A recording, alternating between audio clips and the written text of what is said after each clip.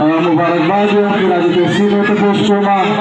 او صرف کومه خبره کوم چې مشکل کوي چې دا نشمه د سکول چې څنګه موږ هر پروګرام دلته راځو دلته کې